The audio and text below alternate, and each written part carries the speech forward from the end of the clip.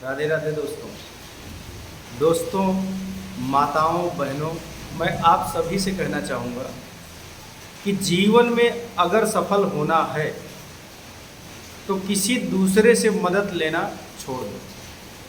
अपना काम स्वयं करो, अपनी अर्जी स्वयं लगाओ और अपने ईश्वर को स्वयं प्रसन्न करो। सोच लो कि जो काम आप ना दूसरे के द्वारा करवा रहे हो, मान लो उसने अगर नहीं ढंग से किया तो क्या होगा। इसके लिए अगर आपका काम है, आपको सफल होना है, अपना काम स्वयं करो, अन्यथा सर्वनाश ही होगा, कल्याण नहीं होगा। एक बात समझो, जैसे आपको मान के चलिए ईश्वर से कुछ काम कह रहे हो, आप विनती कर रहे हो, आप खुद करो ना। किसी बाबा के चक्कर में क्यों कि धाम पे आओ, ये करो, वो करो, इतने नारियल पढ़ो, उतने नारियल हो। अब भगवान नारियल का क्या करेंगे इतना सारा? समझ रहे हो बात को? आपको ना कुछ भी करना है ना, आप सबसे पहले अपना लालच छोड़ो, अपना मोह छोड़ो, दूसरों से ईर्ष्या को छोड़ो ना, दूसरों पे क्रोध करना छोड़ो, दूसरों का बुरा सोचना बंद करो। क्या ये सब आपसे हो पाएगा? अगर नहीं हो पाएगा, कितनों तेल चढ़ा लो, कितनों अगरबत्ती कर लो, कितनों नारियल फोड़ दो, ईश्वर आपकी मदद बिल्कुल नहीं करेगा। आपको अड़चन आएगा ही आएगा। जिस प्रकार से राक्षस लोग तपस्या करके ईश्वर को प्रसन्न तो कर लेते थे, ईश्वर से वरदान भी पा लेते थे, लेकिन फिर भी सफल नहीं हो पाते थे। अधर्म कभी भी धर्म पे विजय नहीं पा सकता है, असत्य कभी भी सत्य पे नहीं भारी पड़ सकता है, बुराई कभी भी अच्छाई पे भारी नहीं पड़ सकती है। इसके लिए बोलता हूँ, आप लोग देखो, भगवान की भक्ति करो, 100% करो। आप संपूर्ण परिवार, बच्चा छोटा होना तो आप भगवान की भक्ति उसको सिखाओ, तभी से भगवान की भक्ति में लग जाओ, लेकिन स्वयं करो। भगवान आपके हैं, आप भगवान के हो। बीच में ये ढोंगी सब कौन होते हैं? इनसे सलाह लेने की क्या ज़रूरत है? भगवान को पता है। एक भक्त था, शिव जी के ऊपर पैर रख के सोया हुआ था, हाँ, और केवल ये कहता था कि शंकर मैं तुम्हें नहीं छोड़ूंगा, हाँ, तुमको बर्बाद कर दूंगा, ये करूंगा, वो करूंगा। और शंकर जी इसी से प्रसन्न हो गए। सोच लो, वो शंकर जी को नहीं मानता था, शंकर जी पे अपना पैर रख दिया और तब भी प्रभु प्रसन्न हुए। और क्या बोले भोलेनाथ कि इसने मुझे छुआ है, पैर से छुआ है कि हाथ से, उससे मतलब नहीं है, क्योंकि ये संपूर्ण शरीर प्रभु ने ही बनाया है और कहीं से भी स्पर्श हुआ तो प्रभु से स्पर्श हुआ। तो बोले अनजाने में ही सही, ईर्ष्या में ही सही, लेकिन इस भक्त ने मुझे छू तो लिया ही, जो कि मुझसे बहुत नफरत करता था, तो ना हाथ जोड़ के सही, पैरों से ही सही, पर मुझको कम से कम इसने स्पर्श किया है और मैं इससे बेहद प्रसन्न हूँ कि मुझसे दूर ना ना ना ना कहते कहते और मेरे पास आ गया, जैसे तैसे आ गया। ऐसे होते हैं भगवान।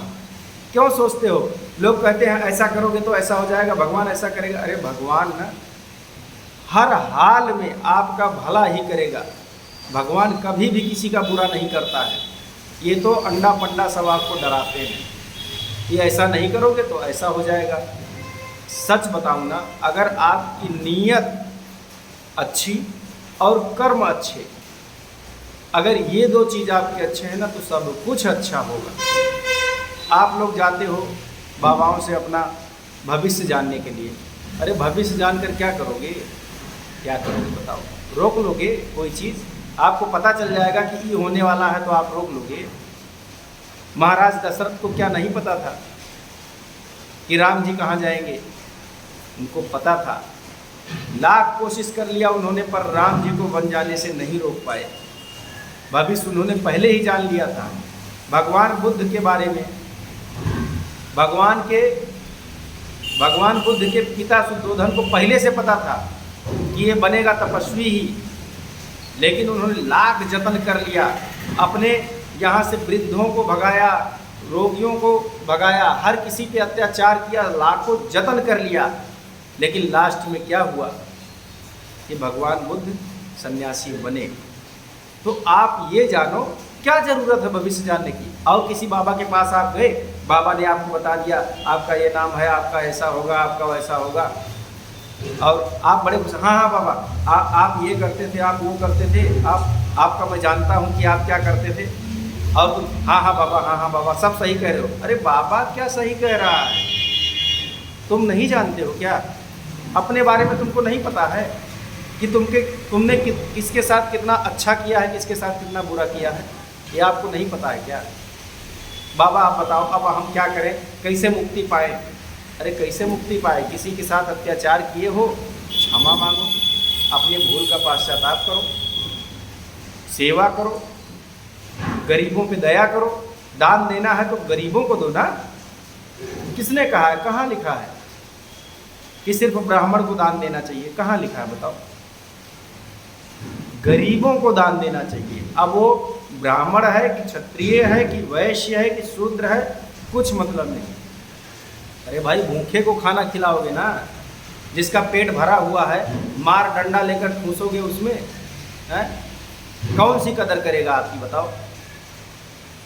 पेट भरे लोगों को अगर आप खाना खिलाओगे तो तुम्हारे यहाँ निमंत्रण में आकर के खाना खाएगा, बोलेगा ये पनीर की सब्जी नहीं ढंग से बनवाया, तेल उधर जा रही है, दाल उधर जा रहा है।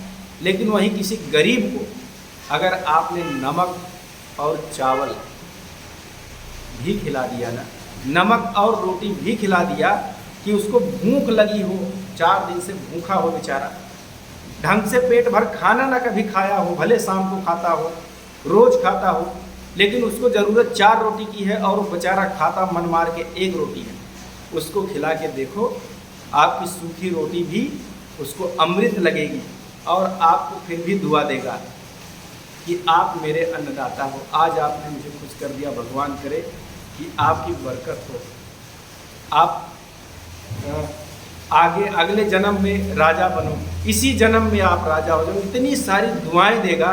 और आप लोग हो कि जिनका पेट भरा रहता है उन्हीं को ठूस मार निमंत्रण, मार तोहफा, मार सब कुछ देते रहते हो और फिर उम्मीद करते हो कि भगवान आपकी मदद करेगा। अरे कैसे करेगा? दूसरों पे अत्याचार बंद कर दो, भूखों पे गरीबों पे दया करो। किसी घर में कन्या हो, अगर वो घर गरीब है, उस घर में पैसा नहीं है, उस कन्या का विवाह अच्छे से करवा दो, उसकी जिम्मेदारी आप ले लो। बच्चे छोटे हैं, नहीं पढ़ पा रहे हैं, उनको पढ़ाने का जिम्मा आप ले लो कि जा बेटा जितना तू पढ़ सकता है मैं पढ़ाऊँगा, पूरा खर्चा मैं दूंगा, बेटा पढ़ के कुछ बन के दिखा। हाँ बच्चा उस लायक होना चाहिए, उसके पीछे तभी आप खर्चा करो। और बच्चा लायक है कि नहीं लायक है वो जन्म से नहीं तय किया जा सकता है। आपने उसको कैसा संस्कार दिया है, कैसे माहौल में रखा है। अगर आपने बचपन से उसको चोरी, गाली देना, यही सब सिखाया है तो वही सब करेगा। अगर माता पिता सामने बैठ के गाली गलौज करेंगे, पप्पा आकर के बीड़ी पिएगा, गुटखा खाएगा, ठीक है ना, दारू पिएगा उनके सामने, तो कल को वो भी वही करने वाला है। फिर बाद में बोलो हमारा लड़का पगला गया है भैया, एकदम से कुछ सुनबे नहीं करता, हमको भी गरी आता है। क्यों नहीं गरी आएगा भाई? आप अपने मम्मी पापा को गाली देते थे तो तुमको देगा, तुम अपनी बीवी को गाली दोगे तो अपनी बीवी को देगा। यहाँ तक कि आस पड़ोस में झगड़ा करते हो, वो भी आस पड़ोस में झगड़ा करेगा।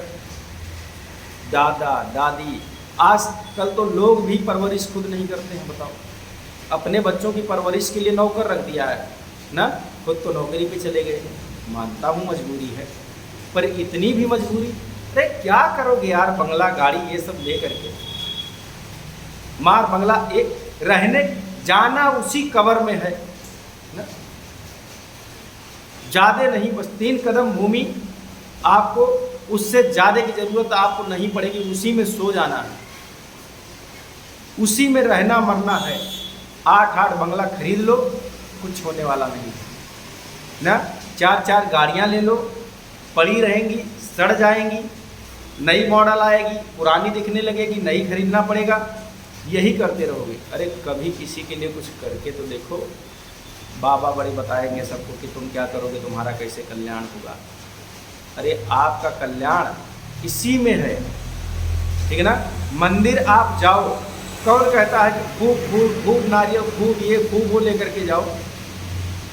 जाओ, जाना है अपना स्वच्छ मन लेकर के जाओ कि हे नाथ, मैं आ गया हूँ, मैं बहुत पापी हूँ, मैं बहुत बुरा इंसान हूँ, और मुझे आज से मैं कसम खाता हूँ कि कोई अपराध नहीं करूँगा, कोई पाप नहीं करूँगा।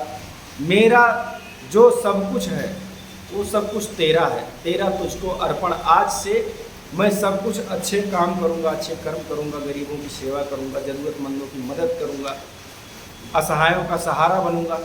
ये सब करो, आपको ही लोग भगवान कहने लगेंगे। भगवान होना कौन सी बड़ी बात है ना। भगवान तो कहा ही है कि आप जाओ और आप हमारे ही तो अंश हो ना। लोग तो देखो, गरीब लोग तो बेचारे ना, उनके लिए तुम थोड़ा कर दो। उन्होंने किसी ने देखा है भगवान को, भगवान कैसा होता है ना। लेकिन अगर आपने ना किसी भूखे को खाना खिला दिया, भगवान ऐसा होता है। किसी गरीब बेटी की शादी करवा दिया जिसकी पहुंच नहीं थी, और अच्छी शादी करवा दिया, अच्छे घर में अच्छे लड़के से करवा दिया, सारा खर्चा आपने दिया, उस गरीब बेटी का पिता कहेगा ये भगवान है, ऐसा होता है भगवान। भगवान को आप समझो तो सही। लगे भगवान को गालियां देने, राम ऐसे थे, कृष्ण ऐसे थे, सब कुछ ऐसे थे। अरे कौन कैसा था वो सोचो, तुम कैसे हो अपने बारे में सोचो। तुमने क्या किया? भगवान ने तो बहुत कुछ किया जो उनको करना था। तुमको नहीं समझ आया, कोई बात नहीं, तुमने क्या किया वो बताओ। भगवान की छोड़ो, आपने क्या किया? आपने अपने बच्चों के लिए क्या किया? आपने अपने माता पिता के लिए क्या किया? आपने अपने पड़ोस में कुछ दूरी पे रहने वाले गरीब बस्ती वाले लोगों के लिए क्या किया? आपके पास तो करोड़ों पड़ा था, आपने खुद पुलाव खाया, खुद पनीर खाया, खुद जितने मर्जी ऐसो आराम किए ना। गरीब के घर में ना, गांव में अभी भी कहीं कहीं बेना, गांव में क्या बोलते हैं, बेना। ये तो अच्छा है कि लगभग अब विद्युत हर जगह जा रही, बिजली हर जगह पहुंच रही है, तो लेकिन बिल भरेगा कौन? तो भी लोग क्या बेना हो के हवा खाते हैं। इन्हें बहुत सारे घर हैं, बहुत सारे घर हैं कि उनके घर में ना, किसी के घर में सुबह अगर रोटी बनेगा तो रोटी अचार से काम चला लेंगे कि ड्यूटी जाना है, नमक रोटी से काम चला लेंगे, शाम को दाल चावल खाएंगे। चारों दाल चावल सब्जी रोटी नसीब नहीं होता है। कितने सारे घरों की बात बताओ। काश अगर ऐसा आप विचार बना लो। ईश्वर आपसे प्रसन्न, ढोंगियों के चक्कर में मत पड़ो। मैं बार बार कहता हूँ, दान देना है, ज़रूरतमंदों को दो, जिसको ज़रूरत लगे, ठीक है ना। आप मंदिर के लिए लड़ाई करते हो कि मंदिर में सब लोग पुजारी होते हैं, ब्राह्मण होते हैं, ये किसने कहा? भाई आपका मंदिर, आपका भगवान, आप बनवाओ अपने घर पे मंदिर। हाँ, आप अपने घर पे मंदिर बनवाओ, आप बन जाओ पुजारी, कर पाओ पूजा, करो ना। क्या करना है? नहाना है, धोना है ना, पूजा पाठ करना है। पढ़े लिखे हो, आप नहीं पढ़े लिखे हो, आपका बच्चा पढ़ा लिखा है, बोलो बेटा श्लोक बोल, दो चार ठो बढ़िया मार, श्लोक कर दिया, अगरबत्ती कर दिया, घंटी बजा दिया, हो गया अपना। उसमें राम धुन गाइए, सीताराम करिए, आजू बाजू को दो चार लोगों को बुला लीजिए, उनका मन हो वो भी आकर के, धीरे धीरे माहौल ही चेंज हो जाएगा, विचारधारा ही बदल जाएगी। कौन कहता है कि मंदिर में सब पंडितों को सरकार ने भर दिया? सरकार काहे को भर दिया है? आपका मंदिर आप बनवाओ, आप अपने हिसाब से पुजारी बनो, कौन मना करेगा? तुम्हारे मंदिर से कौन भगा के दिखाए ना। फिर सरकार अगर बोले कि नहीं भाई इस मंदिर में खाली पंडित जाएगा, तब सरकार से लड़ो। ऐसा नहीं होता है। आप करो, पहले क्या हुआ वो सब मत याद करो, सब भूल जाओ। अब अगर कहीं अन्याय हो, आप अपनी आवाज़ उठाओ और पूरी ताकत के साथ लड़ो। अगर कहीं पे अन्याय हो, कहीं पे लगे कि पहले जैसा ही अगर कोई ब्राह्मण या कोई क्षत्रिय शूद्रों पे अत्याचार कर रहा है तो खुल के आप मैदान में आओ। अब खुल के सरकार से बोलो, हे सरकार, हमने आपको इसलिए नहीं चुना था कि कोई आकर के जो है बलशाली या ब्राह्मण या क्षत्रिय या कोई भी बड़ा व्यक्ति हम शूद्रों को या हम दलितों को ये कहकर जो है लात मारे कि तू दलित है, तू शूद्र है। हे सरकार, आपको हमने सरकार बनाया है, हमारी रक्षा करो। फिर सरकार ना सुने तब आप अपना आवेश, अपना आक्रोश, अपना गुस्सा, क्योंकि भगवान कृष्ण ने भी कहा है कि जब आपको अधिकार मांगने से ना मिले छीन लो, छीन लेना चाहिए। तो इसके लिए भगवान ने तो हमको अच्छी अच्छी बातें सिखाई हैं यार। आप लोग कैसे कहते हो हैं कि भगवान की पूजा ना करो, भगवान है ये नहीं है ये। भगवान ने गलत क्या सिखाया है? 5 गांव मात्र पांडवों के लिए मांगा था, 5 गांव ना, संपूर्ण राज्य के बदले 5 गांव भगवान ने मांगा। और दुर्योधन ने कहा कि एक सुई की नोक इतनी भी जमीन नहीं दूंगा। भगवान ने कहा, दुर्योधन अब तेरा सर्वनाश होगा। अब मैं भी, अब तुमने तो ना मेरी भी बात नहीं मानी, अब जो है तुमको बचाने वाला कोई नहीं मिलेगा इस धरती पे ना। और देखो सर्वनाश हो गया। संपूर्ण भारत के सभी शिक्षकों से मेरा अनुरोध है कि आप लोग जितना हो सके बच्चों की मदद करिए, जितने कम फीस में संभव हो आप लोग बच्चों को पढ़ाइए। मैं ये नहीं कहता हूँ क्योंकि अगर आप पढ़ाने में लगोगे तो आपका घर परिवार, आपका खर्चा, लेकिन अपनी शान शौकत छोड़ करके सिर्फ अपने बच्चों का भरण पोषण करिए, अपना भरण पोषण करिए। मकान, जितने घर में परिवार हो उतने कमरे का मकान हो गया, आप बहुत है, उससे ज़्यादा लूटिए मत। स्कूल वाले शिक्षकों से भी कहना चाहूँगा, ट्यूशन वाले शिक्षकों से भी कहना चाहूँगा कि जितना बन सके समाज को शिक्षित करने में सहयोग करो, क्योंकि हम गुरु ही इसकी नींव मजबूत कर सकते हैं। हमारे ही हाथ में सब कुछ है। सभी प्राइवेट स्कूल वाले टीचरों से भी नम्र निवेदन है, विनम्र विनती करता हूँ, सभी ट्यूशन पढ़ाने वालों से कि जितना कम में पॉसिबल हो, सरकार तो सहायता कर ही रही है, थोड़ा आप भी सहयोग हो जाओ। सबका साथ सबका विकास, साथ ही मिलके हाथ बढ़ाना। एक अकेला थक जाएगा ना, मिलकर बोझ उठाना, साथ ही मिलकर हाथ बढ़ाना।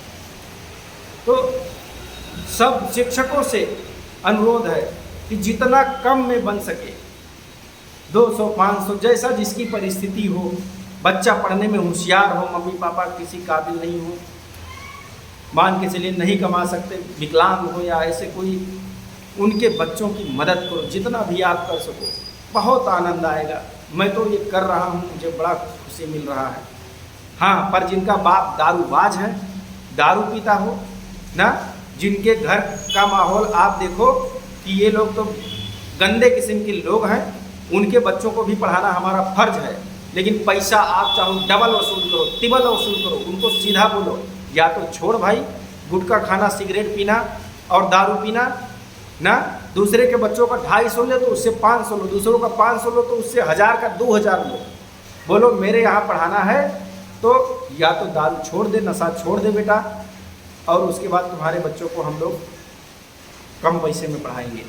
इसी बहाने कम से कम वो सुधरेगा, उसका घर परिवार सुधरेगा ना।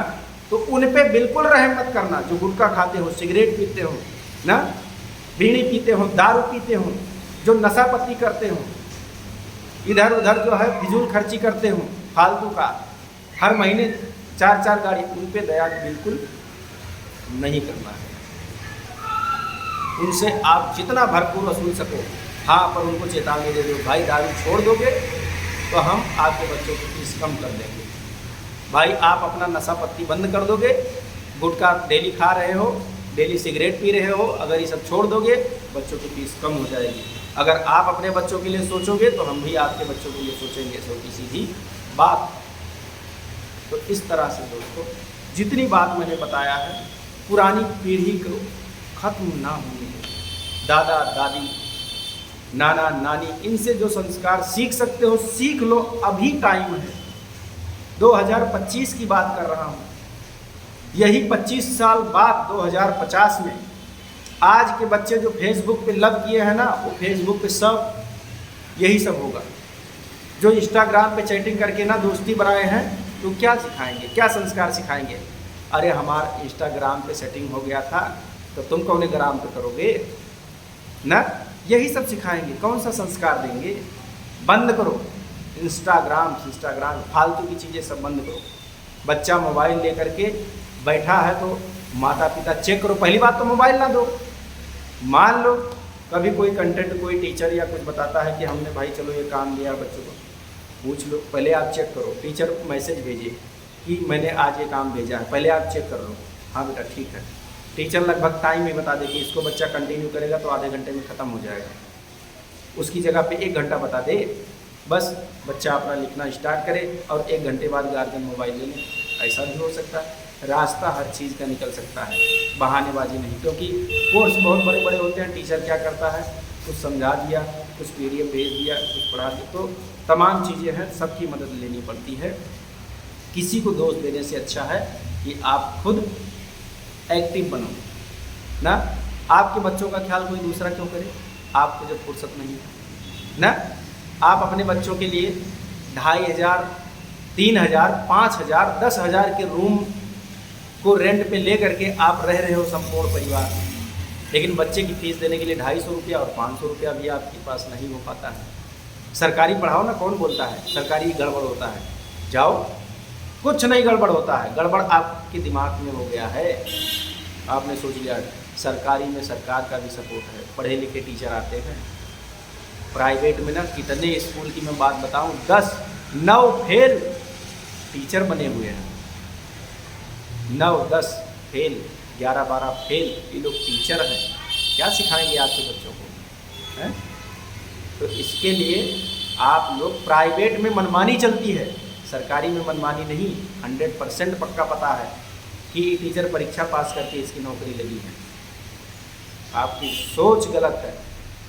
सरकारी में आप जा कर के टीचरों को धमका के चले आते हो, टीचर क्या पढ़ाएगा बेचारा? हल्का सा थप्पड़ मार दिया तुम्हारे बच्चे को।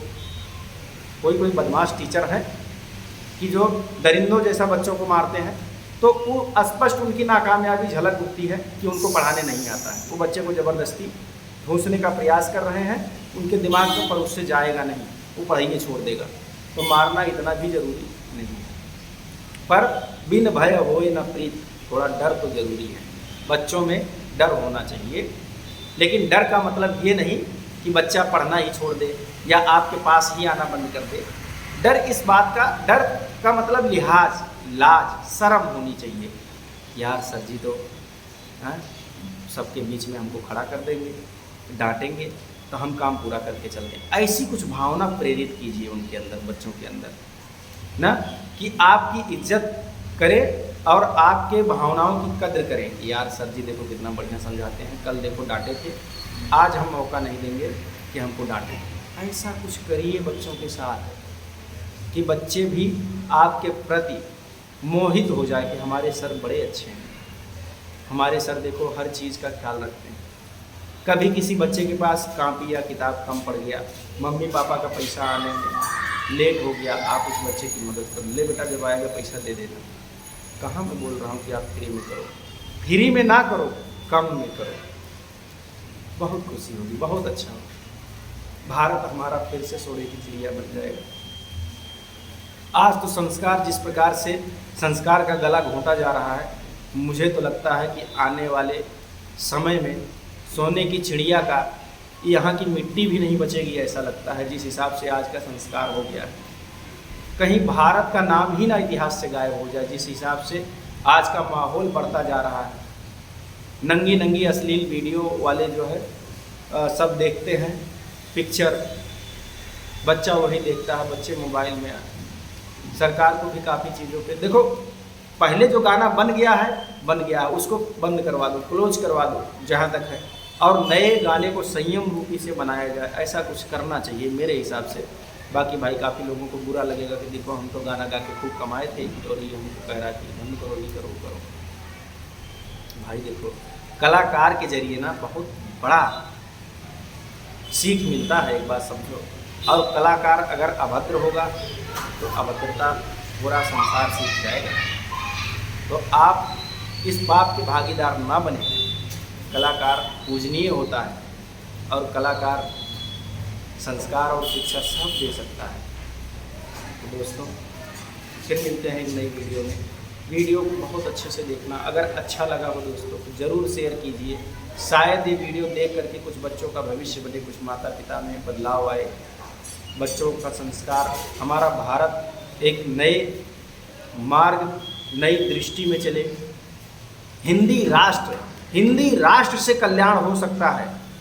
हिंदू राष्ट्र का तो मुझे पता नहीं, धर्म से तो मुझे पता नहीं कि ये कौन सा धर्म है। मान लो मुस्लिम धर्म बने, सिख धर्म बने, पारसी धर्म बने या हिंदू धर्म बने, इससे क्या फ़ायदा होगा हमको कुछ नहीं पता। पर हिंदी राष्ट्र अगर हो जाए, एक तो शिक्षा आसान, शिक्षा सस्ती हो जाएगी ना, और हर कोई सक्षम हो पाएगा सबको पढ़ाने में ना, सबको सबकी बात समझ में आएगी, बेरोजगारी खत्म हो जाएगी क्योंकि हर किसी को छोटी बड़ी नौकरी मिल जाएगी।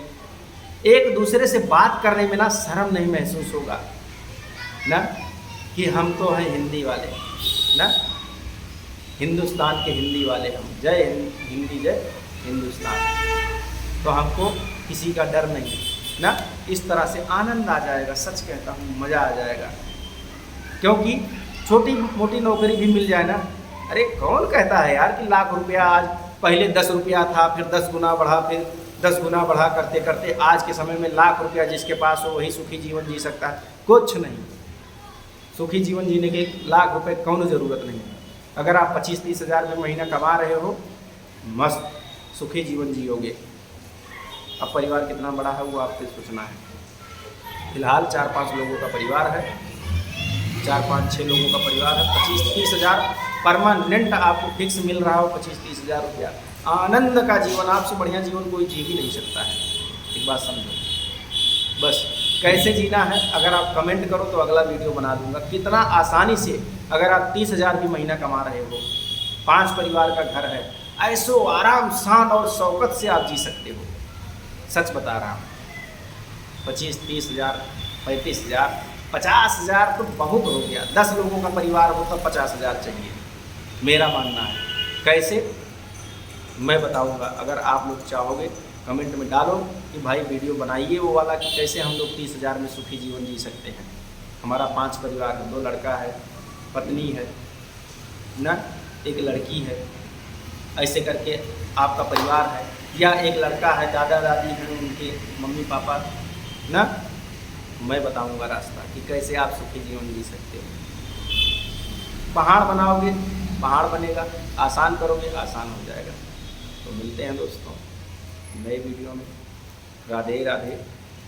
आप और आपका परिवार सुखी रहे, संस्कार मिले, शिक्षा मिले। राधे राधे।